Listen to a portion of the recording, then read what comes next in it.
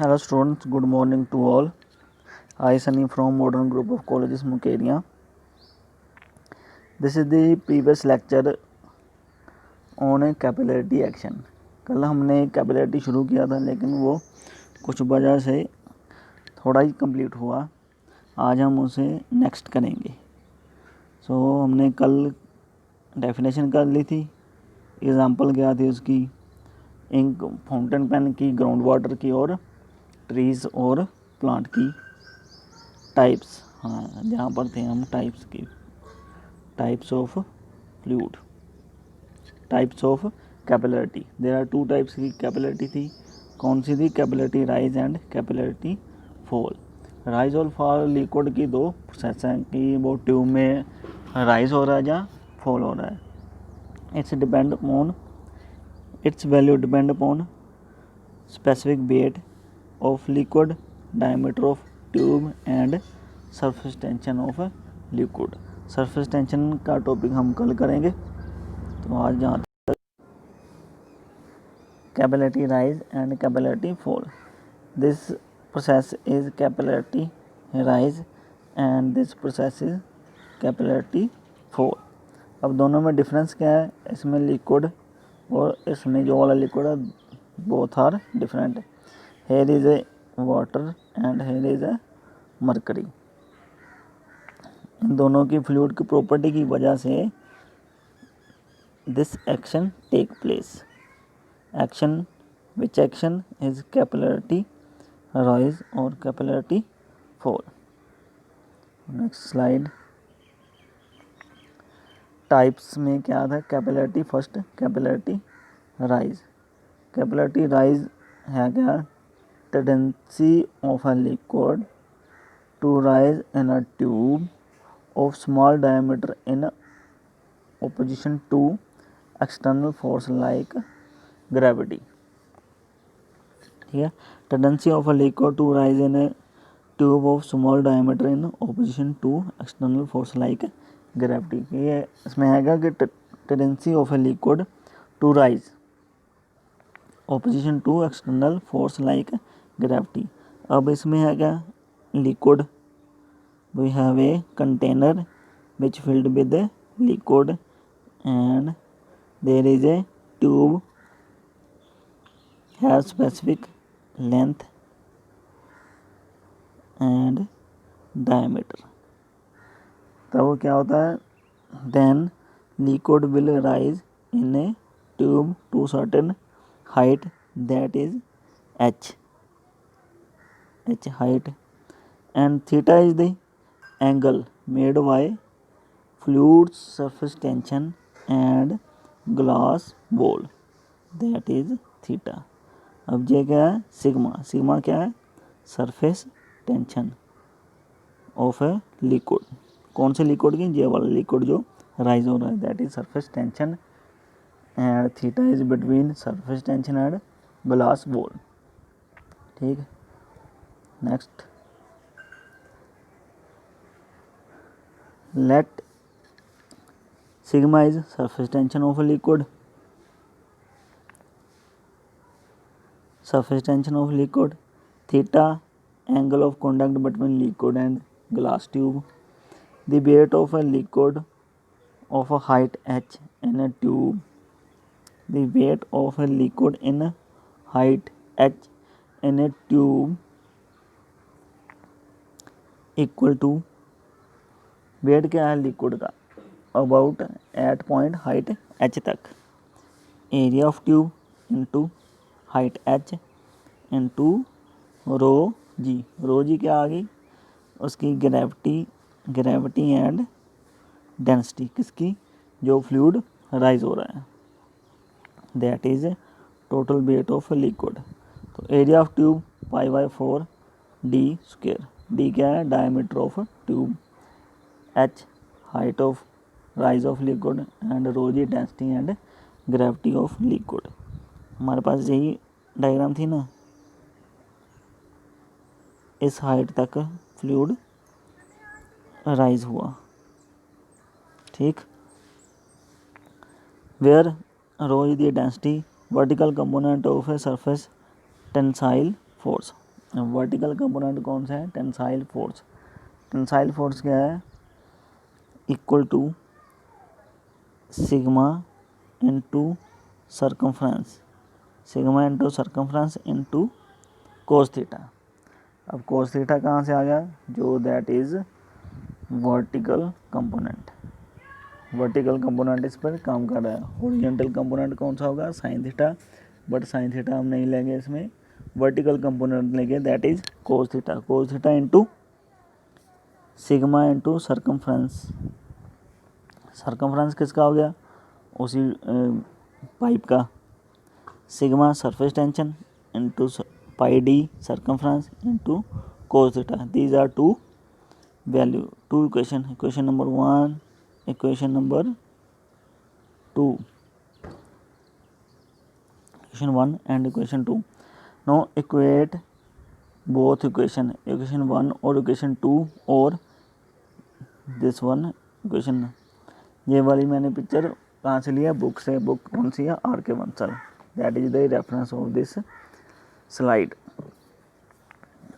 तो उसमें उन्होंने नंबरिंग दी कि 1.17 एंड 1.18। अब दोनों को इक्वेट किया, इक्वेशन नंबर 1, इक्वेशन नंबर 2, इसमें से हमने कौन सी वैल्यू निकाली, एच की। एच क्या है, height of fluid.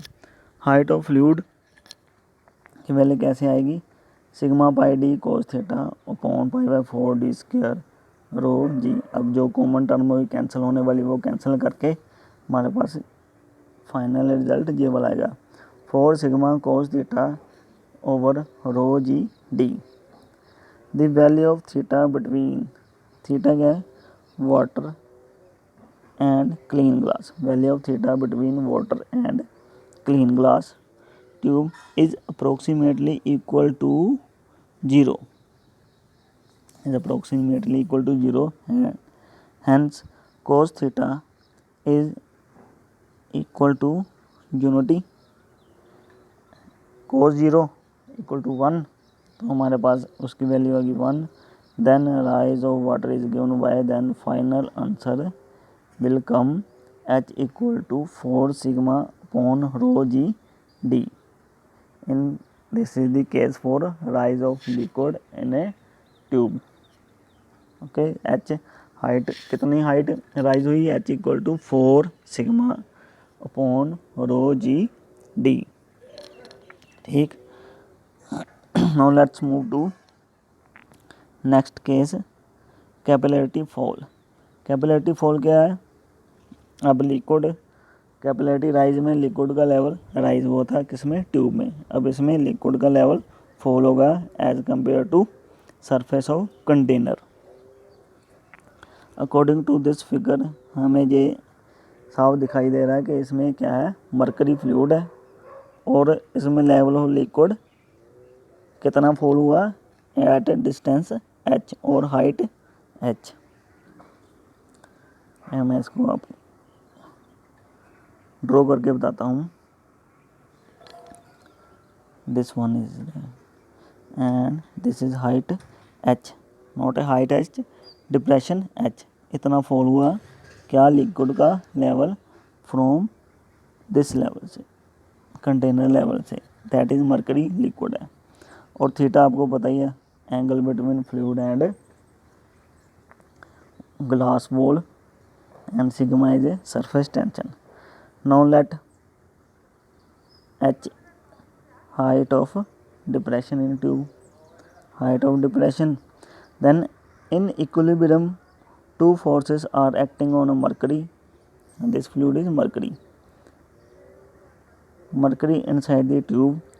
First one is due to the surface tension acting in downward direction and is equal to sigma pi d into cos theta. Sigma क्या है, surface tension, pi d circumference of tube, cos theta vertical component. Okay.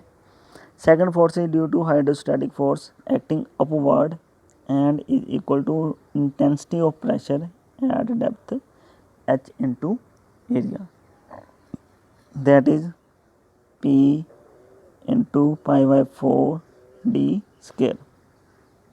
P क्या है, रो जी, वही आगे question, रो जी H π/4 d²। इसमें P की value है क्या, रो जी। पी क्या, प्रेशर, प्रेशर की वैल्यू किसके बराबर होती है, रो इंटू जी, जितनी उसकी डेंसिटी है into gravity. Now equating both equation, this one and this one equation, equate करके एच की वैल्यू निकालेंगे। एच की वैल्यू आएगी हमारी h equal to 4 sigma cos theta upon rho g d. उस पिछले वाली इक्वेशन में कोस थीटा हमने एंगल ले लिया था 0, तो वो इक्वेशन बनी थी 4 sigma upon rho g D. But इस वाले इक्वेशन में the value of theta for mercury and glass is 128 degree. ठीक, इसकी वैल्यू क्या आएगी, 128 डिग्री। और ये हमारी ऐसे ही रहेगी, ये फॉर्मूला आएगा, final formula will come the height of liquid h is equal to 4 sigma cos theta upon rho g d. तो ये था हमारा टाइप्स, दोनों types, liquid rise and liquid fall. now move to next slide, that is application of this capillarity action.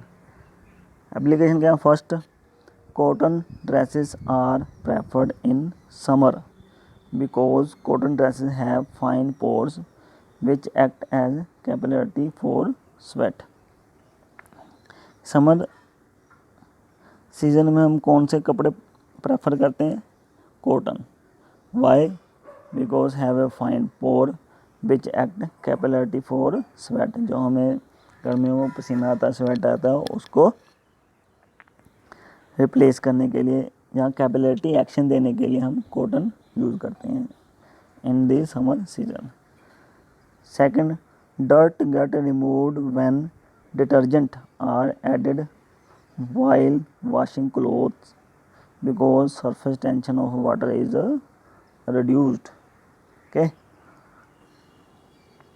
तो इसमें जब हम कपड़े धोते हैं तो डिटर्जेंट क्या करता है, उसकी सरफेस टेंशन रिड्यूस कर देता है।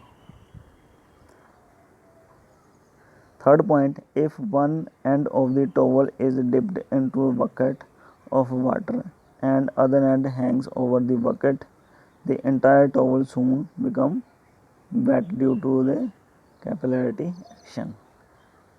ठीक, इसको घर पे ट्राई करके देखना कि आपका टॉवल का एक एंड पानी में डालना और दूसरा एंड ऐसे रखना बाहर ही, तो थोड़ी देर बाद पूरा टॉवल गीला हो जाएगा due to capillarity action. Supply of water, last one, supply of water to the leave at the top of even tall tree is through capillary rise। हाँ, मैंने पहले ही बताया था कि tall tree में भी पानी जड़ों से लेकर ऊपर तक पहुँचता है with the help of capillary action। So this one the topic capillary action। I hope आपको समझ आ गया होगा। अगर कुछ प्रॉब्लम होगी तो कमेंट मुझे करना है। Okay, thanks.